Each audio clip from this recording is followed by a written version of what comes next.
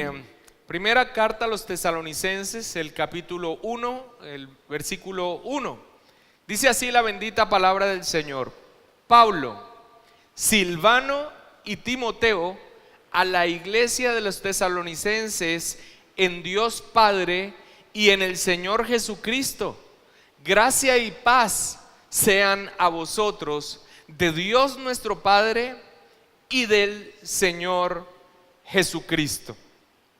Esta noche entonces iniciamos la exposición de las cartas que el apóstol Pablo escribió a una iglesia que nos sorprende, una iglesia sorprendente, y ya voy a explicar en qué sentido nos sorprende la iglesia a los tesalonicenses. Hoy vamos a iniciar entonces la exposición de las cartas de la iglesia escritas a la iglesia de Tesalónica.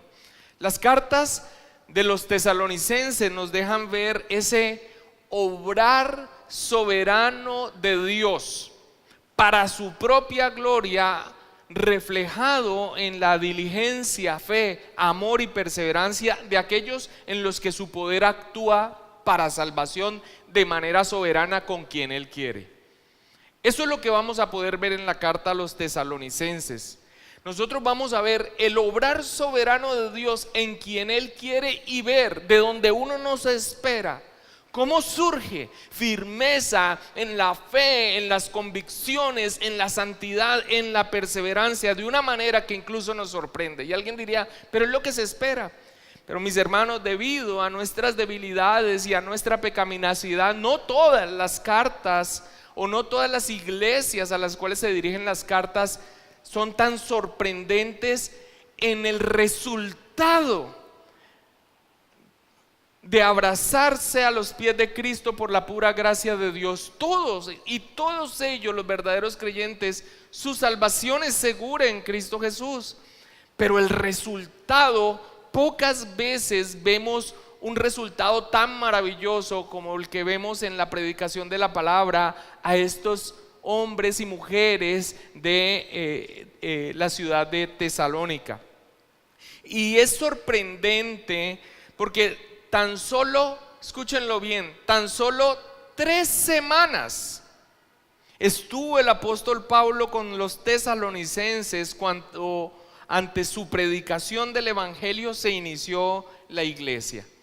Y a pesar de ese breve periodo de tiempo de 3 semanas, el fruto de esa congregación fue tan abundante, fue tan consistente con el obrar poderoso del Espíritu Santo, fue tan sorprendente, y pensé muchísimo en ver si realmente dejaba plasmada esa palabra, y cuando podamos ver la línea del sermón se va a dar cuenta que no se trata de exaltación de hombres, porque es la obra soberana de Dios, pero es tan sorprendente ese fruto que algunos exégetas bíblicos, estudiosos de las escrituras, se resisten a pensar que Pablo solo estuvo durante 3 semanas en la fundación de la iglesia antes de verse obligado a abandonar Tesalónica por situaciones que ya vamos a señalar. Miren, la mayoría de los comentaristas sobre la carta a los tesalonicenses se dice que señalan que en las cartas se señala una iglesia sana, una iglesia amorosa, una iglesia generosa, una iglesia sufrida y creciente en madurez. Es una iglesia de la cual el apóstol Pablo se refiere de esta manera a ellos: vosotros sois nuestra gloria y gozo.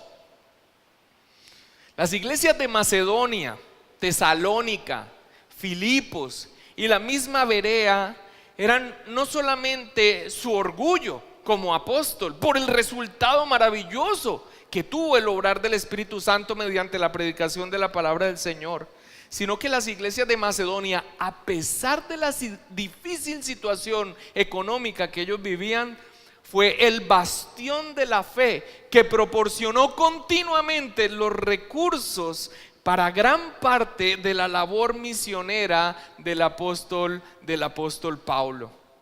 Ahora, por supuesto que no eran iglesias perfectas, porque eso no es posible de este lado de la eternidad. a causa de nuestra naturaleza pecaminosa aún presente, ya no reinante, pero aún presente en nosotros los creyentes. Cuando Pablo les escribe, junto al reconocimiento de la firmeza, de la fe, del amor fraternal, de la perseverancia, es más, a veces cuando vemos al apóstol Pablo que intenta dar un consejo, uno ve entre líneas que dice: voy a hablarles sobre el amor fraternal, pero dice: pero ¿qué les puedo yo decir a ustedes sobre el amor fraternal? Solamente que abunden y más con lo que están haciendo. Al lado de todas estas expresiones que vamos a estudiar a lo largo de semanas, posiblemente de meses, al lado de estas expresiones loables sobre el obrar del Espíritu Santo en ellos y el resultado, también vamos a encontrar exhortación, un llamado a que se mantengan firmes con la continua influencia del mundo pagano y la inmundicia del mundo pagano contra ellos, porque de allí ellos fueron sacados. Vemos entonces no solamente estas expresiones loables, sino que también vamos a ver exhortación a apartarse de la inmundicia moral de la que habían sido rescatados. También, a pesar de estar firmes, maduros y haciendo lo que tenían que hacer, también vamos a ver a un llamado a no conformarse con la labor de amor de la que todos ya daban testimonio en toda la zona, sino que abundaran más y más en ello. Y también vamos a ver en las cartas que, a pesar de que tuvieron un entendimiento maravilloso por el Espíritu Santo de la doctrina, vamos a ver que en las cartas se ve que el apóstol Pablo también tuvo la necesidad de dar claridad sobre algunos temas doctrinales mal interpretados por alguno. Ahora se les abona lo siguiente, que él tiene que dar claridad porque fue tal su convicción sobre lo que predicó el apóstol Pablo que fue tal su creencia que hasta se excedieron. Por ejemplo, el Señor vuelve pronto. Y algunos dijeron: si vuelve pronto, entonces miraban al horizonte esperando la venida del Señor y empezaron a descuidar su vida diaria y cotidiana. Ahora, no se excusa los que de pronto se escudaron en eso en su pereza, muy probablemente. Pero todo esto es porque creyeron de manera ciertísima, con convicción, sobre lo que se predicó en el Evangelio cuando el apóstol Pablo fue a esta zona. Ahora, no es una iglesia perfecta, pero en general vemos un consistente testimonio de fe y práctica, o sea, de lo que creen y de vida cristiana, del día a día, fruto, sin dudas, de ese obrar soberano de Dios en quien Él quiere para su gloria, en creyentes dispuestos y diligentes en aquello que les ha sido dado por pura gracia, la redención en Cristo Jesús. Y esos dos aspectos los voy a mencionar en esta introducción, y ese aspecto estará allí siempre presente. Todo este fruto de esta iglesia sorprendente de los tesalonicenses, finalmente recalcaremos que aunque ellos se dispusieron de corazón, es un obrar soberano de Dios, porque así le plació. Para que un día, si nosotros vemos también la firmeza y nos vemos reflejados, Dios quiera que sea así en los tesalonicenses, traigamos a nuestra mente que no ha sido nadie más que la obra del Espíritu Santo, glorificando a la persona del Señor Jesucristo por el obrar redentor de nuestro Dios en nosotros. Básicamente vamos a ver dos aspectos en esta introducción antes de adentrarnos en las próximas semanas en la exposición directamente de esta carta. Así que esta es una introducción que me es necesaria hacer antes de entrar en el estudio de la carta. Vamos a ver dos aspectos. El primero de ellos es el contexto histórico de la fundación de la iglesia de los tesalonicenses, haciendo énfasis, como ya lo mencioné, en el obrar soberano de Dios como Él quiere, en quien Él quiere. Y la segunda parte, y como vamos a terminar, es explicar la razón por la cual Pablo escribe la carta. Vamos entonces al contexto histórico de la fundación de la iglesia de tesalonicenses, que es importantísimo entender en qué condiciones se fundó la iglesia, porque la carta tiene que ver, está íntimamente relacionada con todas las circunstancias en la fundación de esta iglesia. La carta entonces inicia en 1 Tesalonicenses 1:1 así: Pablo, Silvano y Timoteo. Estos tres hombres de Dios, Pablo encabeza como apóstol, Silvano, que nosotros también conocemos como Silas, es el mismo Silas, y Timoteo, son los instrumentos que a Dios le plació usar soberanamente en sus propósitos salvadores con los macedonios. Y vamos a ver cómo es soberanamente. En todos ellos, Pablo, Silvano y Timoteo, en todos ellos, la marca de un llamado y capacitación soberana de Dios para llevar a cabo sus propósitos es el común distintivo. Sobre Pablo y su llamado soberano y capacitación, tanto podríamos decir al respecto, pero nos basta con recordar que fue que mientras aún, así dice la escritura, mientras aún respiraba amenazas y muerte contra los discípulos del Señor, rumbo a Damasco, buscando a mujeres y hombres del camino, o sea, cristianos, para traerlos presos, es allí cuando el Señor irrumpe en la vida de Pablo, el obrar soberano con quien a él le place para su gloria. No fue Pablo en una meditación profunda acerca de las doctrinas que había escuchado y que tanto aborrecía, que dice tal vez tenga verdad. No, Dios soberanamente se aparece en el camino de Pablo cuando aún estaba lleno de rabia, de odio contra los cristianos. A Ananías, que usa el Señor también para obrar en este que acaba de tirar en el camino mediante su luz de santidad y aparece en medio de su camino, le dice sobre Pablo: instrumento escogido me es este. Y alguien dice: yo también, y todos de alguna manera lo somos. Pero quisiera hacer énfasis en las palabras que siguen: para llevar mi nombre en presencia de los gentiles, oh, maravilloso, y de reyes, oh, y de los hijos de Israel, perfecto, porque yo le mostraré cuánto le es necesario padecer por mi nombre. Y así iba a ser. La fundación de las iglesias en Macedonia no es la excepción de esa gloria y sufrimiento que implica ser un escogido de Dios para cualquier fin, hermanos, no solo para el ministerio. Gloria de ver el obrar de Dios a través de cada uno de nosotros, pero también sufrimiento a causa de nuestra fe. Eso es inherente en la vida cristiana. Eso decir de Pablo. Ahora, ¿qué decir de Silas o Silvano? Muy bien, Hechos capítulo 15, vayamos hasta allá. Hechos capítulo 15, y esto nos va introduciendo en cómo fue entonces que el apóstol Pablo terminó predicando en esa tierra.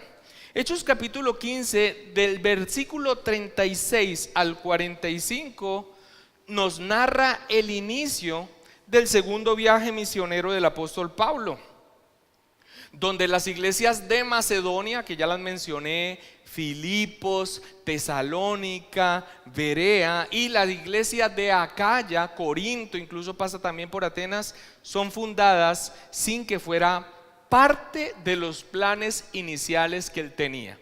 Nosotros allí en Hechos 15, 36 al 41 vemos que se dice que después de unos días Pablo le dice a Bernabé que vayan otra vez a las iglesias que han fundado para afirmar a los hermanos.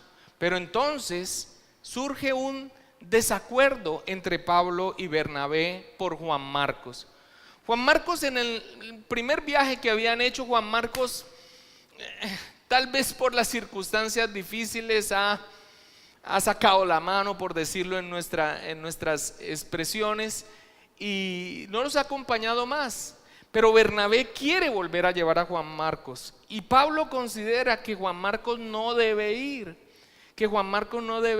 y aunque aquí no nos atañe el discutir quién tenía razón o quién no tenía razón. Cuando nosotros veamos lo que sucede después, creo que es la providencia de Dios impulsando a Pablo a oponerse, porque lo que van a vivir aquí, que supuestamente era un viaje de confirmación a las iglesias, termina siendo en una expedición donde empieza la evangelización de Europa. Por primera vez pisan las tierras de Europa.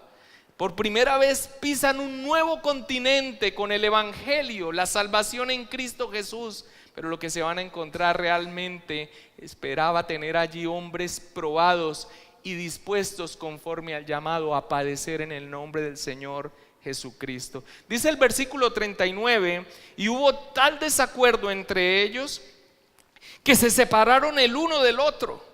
Bernabé, tomando a Marcos, navegó a Chipre, y Pablo, escogiendo ¿a quién?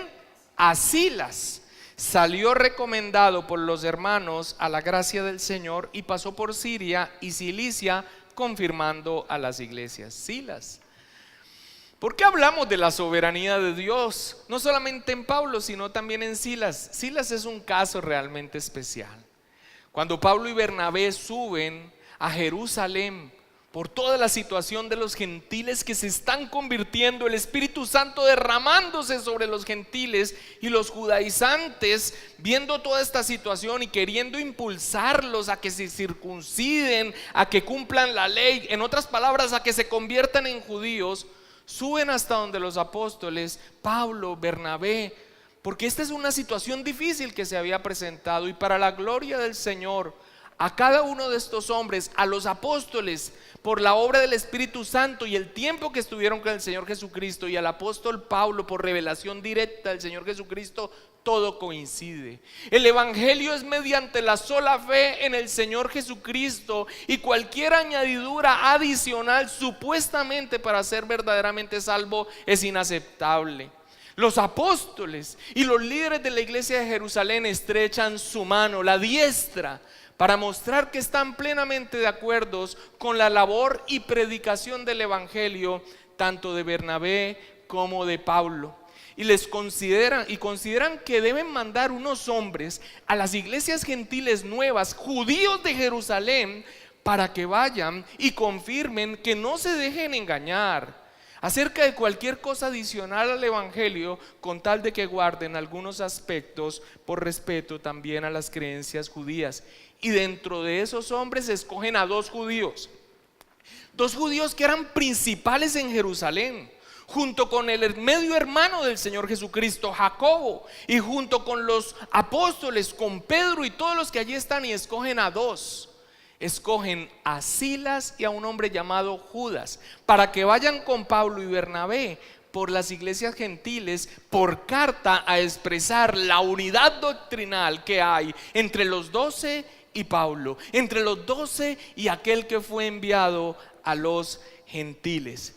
Ahora, Silas termina toda la labor, y esto es increíble. Silas llega a Antioquía, y siendo un judío principal de Jerusalén, decide quedarse allí. ¿Por qué Silas decide quedarse allí? Hermanos, hay gran madurez de un judío viviendo en una comunidad que también en gran parte era gentil. Pero también es por la providencia del Señor, porque cuando toda esta situación confrontante se presenta, Pablo voltea a mirar y tiene un hombre que ya lo ha acompañado, un hombre que es judío, y le dice: Silas, vas conmigo. Y Silas dice: yo voy. Silas, también un instrumento escogido, y también experimentaría lo que significa padecer a causa de Cristo, un gran honor, y vería la gloria del obrar del Espíritu Santo en la redención de los gentiles, pero también tendría que experimentar la concesión, como dice la Escritura, de padecer a causa de Cristo. Y Timoteo, porque inicia diciendo la carta Pablo, Silas y Timoteo. Hechos capítulo 16, que es el capítulo siguiente donde estamos allí posicionados. Finalmente sale Pablo y sale Silas a confirmar a las iglesias, y dice el versículo 1: después llegó a Derbe y a Listra, y he aquí había allí cierto discípulo llamado Timoteo, hijo de una mujer judía creyente, pero de padre griego. y daban buen testimonio de él los hermanos que estaban en Listra y en Iconio. Quiso Pablo que éste fuese con él, y tomándole le circuncidó por causa de los judíos que había en aquellos lugares, porque todos sabían que su padre era griego. Estos tres hombres de Dios son los instrumentos que a Dios le plació usar soberanamente en sus propósitos salvadores con los macedonios, pero ellos no lo sabían. La discusión con Bernabé tal vez presenta una dificultad, pero se escoge a un hombre como Silas en vez de que fuera un hombre como Juan Marcos, que después por la palabra del Señor vemos que se afirmó y maduró y le era útil al apóstol Pablo de tal manera que incluso lo hace llamar. Pero el asunto es que para este momento y para la misión que ellos ni siquiera se imaginaban que Dios tenía dispuesto para ellos, un hombre probado como Silas y un jovencito como Timoteo, un judío de pura cepa, principal de Jerusalén, y un hijo de un padre gentil, unido al apóstol Pablo, tres hombres dispuestos de corazón, pero que Dios soberanamente escogió, porque al Señor, cuando le place escoger para su gloria y la honra de Él, para cumplir sus propósitos, lo hace. Y aunque tenían unas características, vamos a entender que es Dios mismo el que prepara, capacita, escoge y envía para su obra. ¿Qué es lo que vemos a continuación? El obrar soberano de Dios en la salvación. ¿Por qué? Después de que están viajando estos tres hombres, confirmando las iglesias por el Asia Menor, Pablo y sus nuevos compañeros de milicia de pronto llegan a un callejón sin salida. La palabra del Señor dice que el Espíritu les impide ir al sur, donde estaba Éfeso y otras iglesias conocidas, pero tampoco les permite ir al norte hacia Bitinia. Así que se encuentran en una situación donde no les queda otro camino que continuar un poco más de acuerdo a el no tener un camino planeado para seguir. Y deben continuar hacia el occidente y llegan a Troas, a orillas del mar Egeo, donde Asia y Europa colindan a través de un mar, donde por medio de una visión Dios les indica dónde quiere Dios obrar a través de ellos. Hechos 16, versículos 6 al 10. Y atravesando Frigia y la provincia de Galacia, les fue prohibido por el Espíritu Santo hablar la palabra en Asia. Y cuando llegaron a Misia, intentaron ir a Bitinia, pero el Espíritu no se los permitió. Yo quiero hacer aquí un alto. No se los prohibió. ¿Cómo se los prohibió? ¿Por revelación? Es probable. Pero nosotros también vemos que estos hombres de Dios no tenían dudas sobre el obrar providencial de Él. Y en muchas oportunidades, cuando una situación era imposible para ellos y no podían hacerla, ellos entendían plenamente que Dios estaba en control de ellos. Y su interpretación inspirada es: Dios no lo permitió. Y es también gran parte de nuestra convicción y nuestra fe que aun cuando pasan circunstancias en nuestra vida, aunque nosotros no entendamos el por qué, podemos decir con plena certeza que todas las cosas nos ayudan para bien conforme al propósito de Dios. Y esto solo se puede decir cuando nosotros tenemos la convicción de un Dios soberano y plenamente al control de cada circunstancia. No sabemos si fue por revelación o fue físicamente imposible, pero la Escritura dice que el Espíritu Santo se lo impidió, y se los impidió porque Él tenía otro propósito. Versículo 8: y pasando junto a Misia, descendieron a Troas, y se le mostró a Pablo una visión de noche. Un varón macedonio estaba en pie, rogándole y diciendo: pasa a Macedonia y ayúdanos. Cuando vio la visión, enseguida procuramos partir para Macedonia, dando por cierto que Dios nos llamaba para que les anunciásemos el evangelio. Un soberano designio de Dios de quienes usaría, a través de las circunstancias que a Dios le plació orquestar en su control providencial a través de estos hombres, para que fuera escogido un hombre como Silas y un hombre jovencito como Timoteo, que nosotros ya conocemos de nombre y por su obrar, pero aquí recién aparecía en escena. Un soberano designio de Dios de quiénes usaría, de cómo fue la elección de ellos, pero también un soberano designio de Dios en donde Él quiere obrar y en donde Él quiere redimir. ¿Por qué no permitió que fueran a Bitinia? ¿Por qué no permitió entonces que fueran hacia el sur? Porque ese era el obrar soberano de Dios. El hombre estaba dispuesto a ir. Ellos sabían que el mandato era predicar a toda carne. Estaban llamados a ello. Sin embargo, no pudieron. Y el asunto no es de la pregunta de ¿por qué a unos sí y a otros no? Dios es soberano en su obrar. Y estos hombres, sin discusión y obviamente con el obrar del Espíritu Santo en estos hombres que estaban fundamentando y cimentando la iglesia, les guía a un lugar que ellos no tenían planeado. Porque Dios obra así. Porque cada situación que pasa en esta creación está bajo el control de nuestro Dios. Y nosotros como creyentes, cuando empezamos a entender esta situación, ya entonces el por qué y por qué debe cambiar. Y que Dios nos ayude a que sea una firmeza de entender o de tratar de pedirle a Dios y estar en la firmeza de saber que hay un propósito, así nos duela, como les iba a doler a ellos en las circunstancias que iban a vivir. Pero después podrían ver la gloria del obrar de Dios. Esto es ser firme en la fe. Esto es afirmarse en la fe. Y a través de la Escritura nosotros vemos un designio soberano de Dios, de los hombres, las situaciones y los lugares, y a quien Él quiere redimir. Y lo siguiente que vemos es la gloria y los sufrimientos de los vasos que Dios usa soberanamente.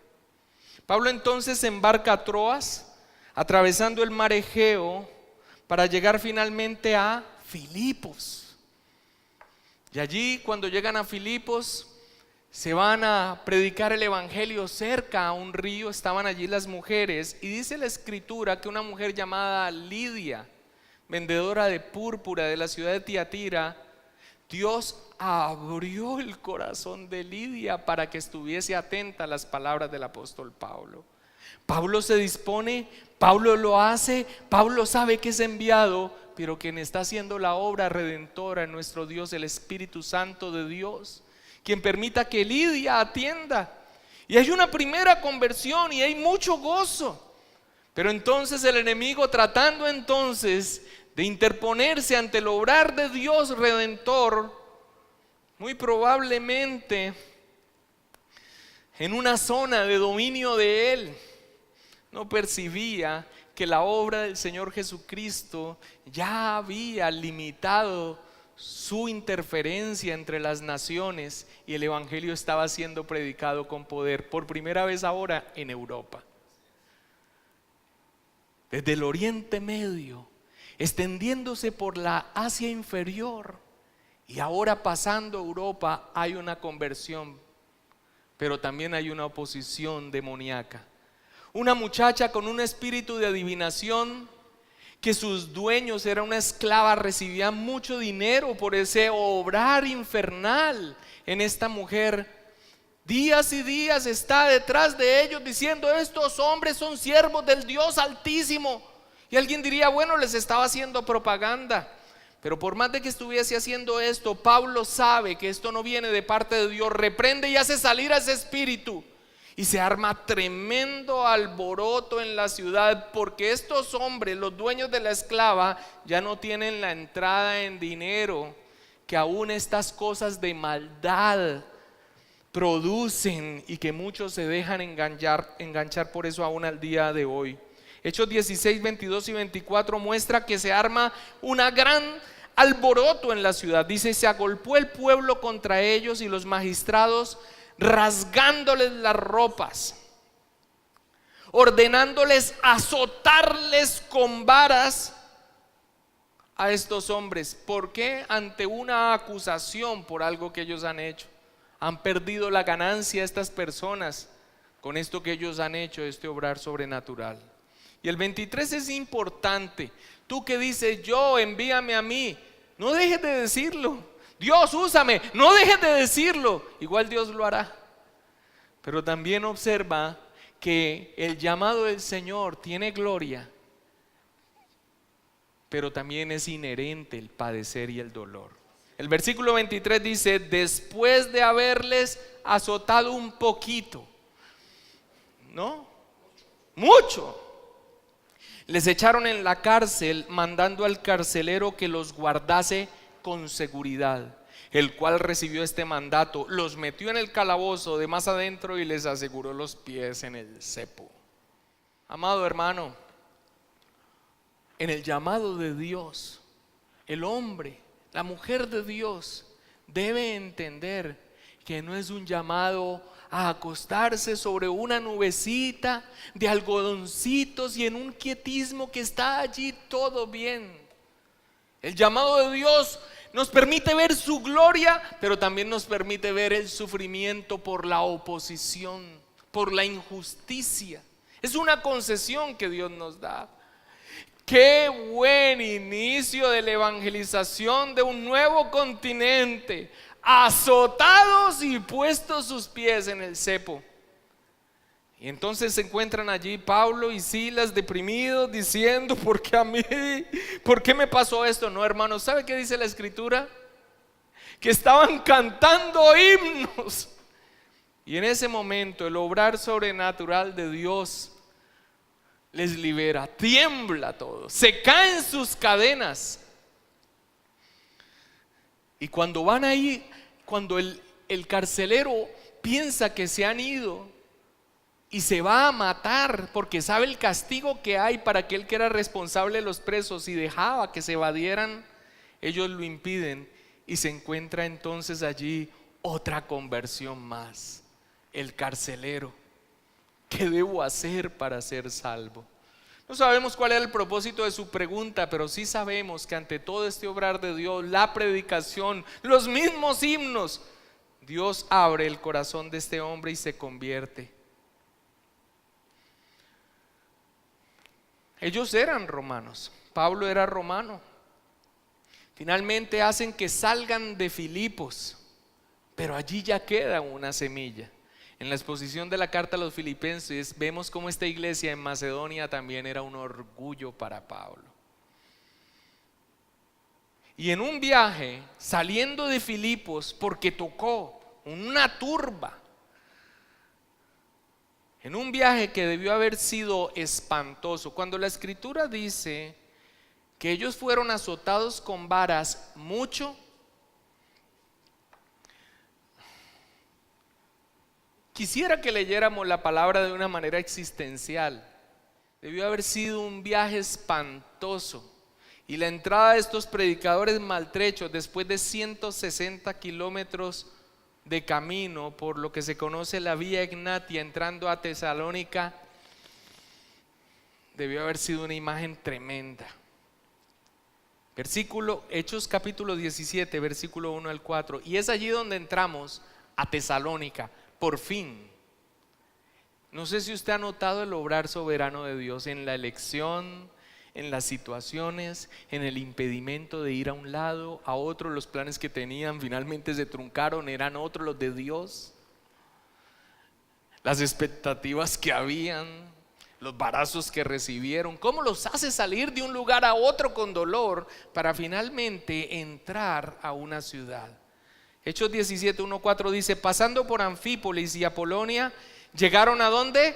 A Tesalónica, donde había una sinagoga de los judíos. Y Pablo, como acostumbraba, fue a ellos y por 3 días de reposo, o sea, 3 semanas, discutió con ellos, declarando y exponiendo por medio de las escrituras que era necesario que el Cristo padeciese y resucitase de los muertos, y que Jesús, a quien yo os anuncio, decía él, es el Cristo. Y algunos de ellos creyeron, Y se juntaron con Pablo y con Silas, y de los griegos piadosos gran número, y mujeres nobles no pocas. Ahora, hemos visto el obrar soberano de Dios, pero hemos visto también la disposición de los hombres de Dios, y hemos visto la fidelidad a la palabra del Señor y el Evangelio.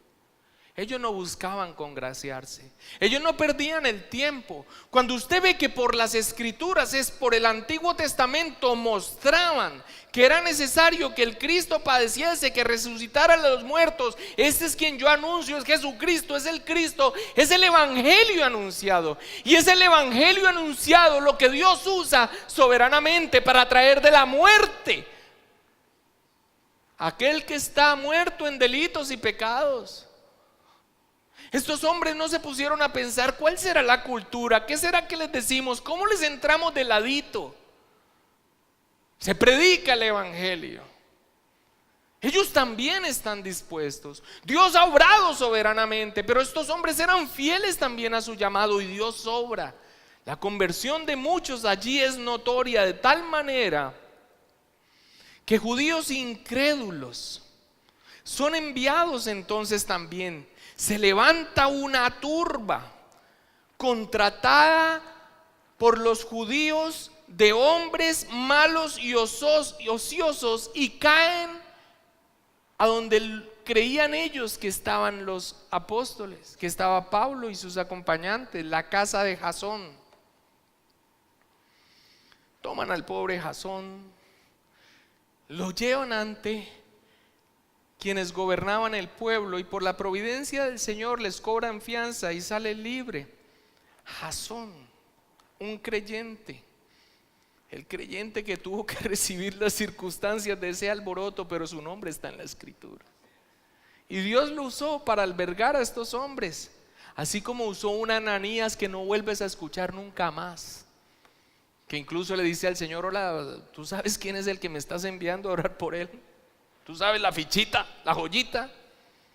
Mis amados hermanos, en el obrar de Dios, como Él quiere soberanamente, toda la gloria es de Él, pero cuando Él dispone a usar a alguien en la manera como Él lo va a usar, sabemos que Él es la fuente, así que no hay cosas mayores o menores dentro del obrar de Dios a través de su iglesia y de sus siervos.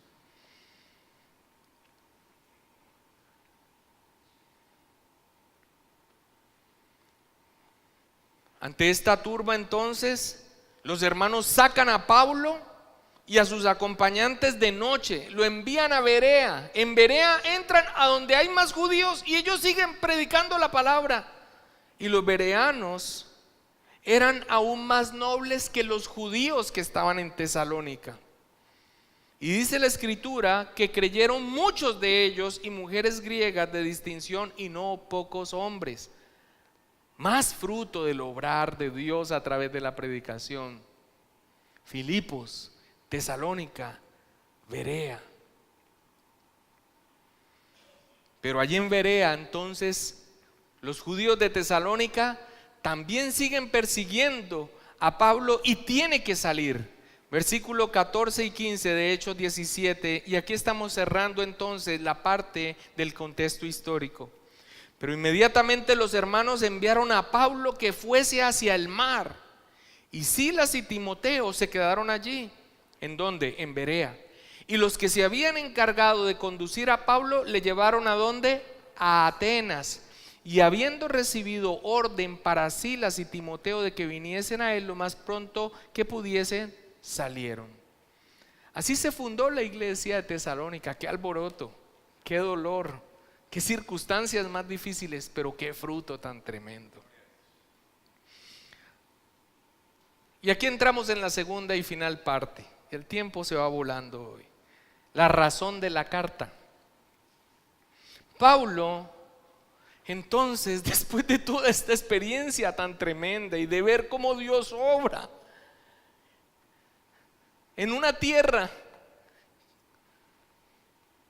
que nunca había pisado sus pies, se encuentra ahora en Atenas, separado por la fuerza de aquellos que vio su conversión sincera, los tesalonicenses, los filipenses, los bereanos. Y Pablo en Atenas se preocupa profundamente por ellos. El apóstol Pablo expresa la angustia que sentía de haber tenido que salir, muy probablemente de manera forzosa, impulsado por los nuevos hermanos ante toda la situación. Pablo no era un cobarde. Era para beneficio del evangelio que se necesitaba que él quedara.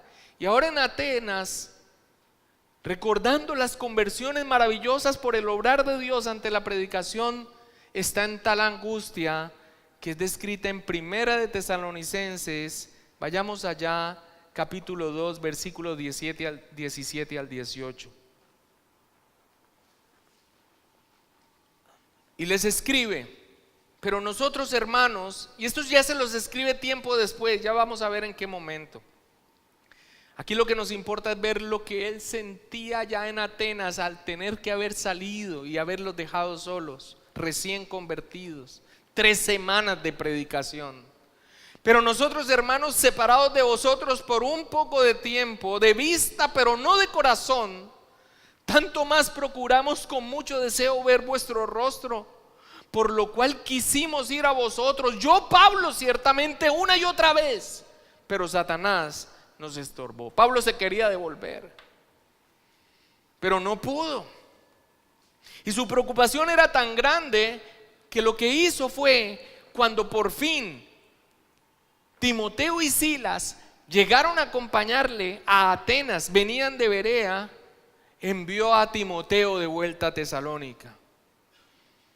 Y esta es una decisión tremenda y de despojarse, porque en ese momento está en una ciudad como Atenas, ese centro filosófico, con todos esos disputadores. Y qué bien vendría la compañía de sus amados consiervos, pero él prefiere, por amor a los tesalonicenses, despojarse de la compañía de Timoteo, a quien envía a Tesalónica, y a Silas envía a Filipos. Y continúa diciendo, pasemos al capítulo 3 de Primera de Tesalonicenses. Por lo cual, no pudiendo soportarlo más, acordamos quedarnos solos en Atenas y enviamos a Timoteo, nuestro hermano, servidor de Dios y colaborador nuestro en el Evangelio de Cristo, para confirmaros y exhortaros respecto a vuestra fe. Y el versículo 5, por lo cual también yo, no pudiendo soportar más, envié para informarme de vuestra fe, no sea que os hubiese tentado el tentador y que nuestro trabajo resultase en vano. ¡Qué amor! Él no se propuso ir allá, todo lo hizo Dios, pero él fue testigo de ese obrar. Y quiso volver, no importa lo que sucede, pero no pudo. Y en un acto de desprendimiento entonces manda a sus consiervos a Timoteo. ¿Hace cuánto te acompaña Timoteo? Muy bien le escribe a él: que nadie tenga en poco tu juventud. Dios lo capacitó, Dios obró a través de este joven y fue probado. Y en el resto de las cartas vemos la entereza de Timoteo y Silas. Uno entonces a Tesalónica, el otro entonces a Filipos, Pablo solo en Atenas, enardecido viendo la idolatría y la perdición en medio de esa ciudad. ¿Cómo habrá sido ese tiempo sin noticias? Pablo continúa de Atenas y llega nada más y nada menos que a la ciudad que era sinónimo de fornicación e impureza sexual, Corinto. Y estando allá en Corinto y su corazón fijo en lo que pasaba en Tesalónica, sin ninguna noticia, por fin sus consiervos regresan de su misión. Pablo está en medio de la brutal oposición en Corinto, pero Dios también le muestra que allí tiene mucho pueblo, y Pablo se queda entonces con mayor fortaleza allí. Dice la escritura: Y cuando Silas y Timoteo vinieron de Macedonia, Pablo estaba entregado por entero a la predicación de la palabra, testificando a los judíos que Jesús era el Cristo, el Evangelio, ahora en Corinto. Y para inmenso alivio y alegría de Pablo, cuando Timoteo se encontró con él en Corinto, le trae estas noticias. Primera de Tesalonicenses capítulo 3 versículos 6 y 7. Pero cuando Timoteo volvió de vosotros a nosotros, o sea, de donde lo había enviado a Pablo, y nos dio buenas noticias de vuestra fe y amor, y que siempre nos recordáis con cariño, deseando vernos como también nosotros a vosotros. Por ello, hermanos, en medio de toda nuestra necesidad y aflicción, fuimos consolados de vosotros por medio de vuestra fe. Y esta es toda la situación en la fundación de Tesalónica. Y es aquí entonces cuando nosotros llegamos a la ocasión o la razón de la carta. Ha llegado Timoteo con excelentes noticias, tan solo 3 semanas de predicación. Y como lo vamos a ver en la carta, estas personas habían creído con una firmeza, una convicción que dice el apóstol Pablo en su carta, la cual después envía, que en toda la región no había necesidad de que ellos dijeran nada, porque todo mundo ya sabía el cuento. Todo mundo ya sabía con cuánto amor lo habían recibido, y todo mundo daba testimonio del amor fraternal que tenían entre ellos y hacia el resto de los macedonios. Es una expresión que utiliza Pablo en donde los tesalonicenses han hecho también su trabajo, que él ha quedado sorprendido. Las cosas han sido hechas en 3 semanas.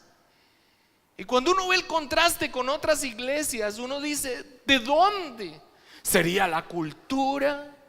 ¿Sería el énfasis que hizo? No, es que a Dios le place hacer lo que a Él le place hacer de manera soberana para su gloria y según sus propósitos. Así lo quiso Dios. Así como Dios a veces ha manifestado en el caso nuestro y en otras congregaciones una firmeza en la fe, un celo por la palabra y un deseo por glorificar al Señor de manera ordenada y celosa. ¿Por qué ha sido? Porque a Dios le ha placido, como le plació obrar en Tesalónica con tal poder, que estos hombres 3 semanas fueron suficientes para ser de aquellos que realmente trastornan el mundo entero. La gloria sea para nuestro Dios. Allí llega entonces la ocasión. Todo está bien, pero como un padre amoroso sabe que no se puede confiar, allí entonces escribe su carta. Él sabía que la iglesia necesitaba apoyo para estar firme. La persecución misma que los expulsó a ellos como misioneros todavía estaba presente. Los enemigos estaban esparciendo mentiras sobre el mismo Pablo, Silas y Timoteo. Estaban asimilándolo con lo que hacían otros palabreros, de que ellos tan solo habían llevado este mensaje por negocio y para tener buena reputación. Pablo no había podido ir y estaba siendo utilizada esa incapacidad de Pablo para volver a Tesalónica, para decirles: si ven, por aquí el hombre no se aparece más. Y por otro lado tenía en su pensamiento cómo estos hombres habían sido rescatados de la inmundicia. Habían razones para escribir. Además, que algunos, frente a la predicación de la segunda venida, había producido tal convicción que algunos se habían deslizado muy al extremo y habían dejado de trabajar y olvidar sus intereses corrientes para esperar la segunda venida de Cristo con expectación histérica, llaman algunos. Otros más estaban preocupados por lo que sucedería a los que murieran antes de la segunda venida de Cristo.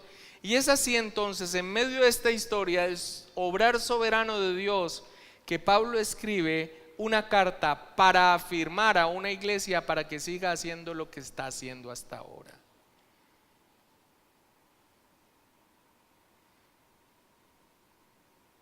Sigan así, háganlo más, no desmayen. Y las instrucciones básicas que ellos ya cumplían, pero en lo que debían afirmarse. Hermanos, creo que es una maravillosa oportunidad que el Señor nos da como una iglesia que por la gloria del Señor nos prestamos. No somos perfectos, pero agradecemos que el Señor nos permite tener un celo por Él, un celo por su palabra, un deseo de santidad, un orden, una gloria a escuchar, una instrucción a una iglesia que por la gloria del Señor y porque a Él le plació lo estaba haciendo bien y que recibe el impulso para que continúen y para que no bajen la guardia. Esta es la situación entonces del contexto histórico de Tesalónica, la ocasión de la carta, y lo que nos espera es la palabra del Señor instruyendo a nuestra iglesia también. Padre, muchas gracias, Rey.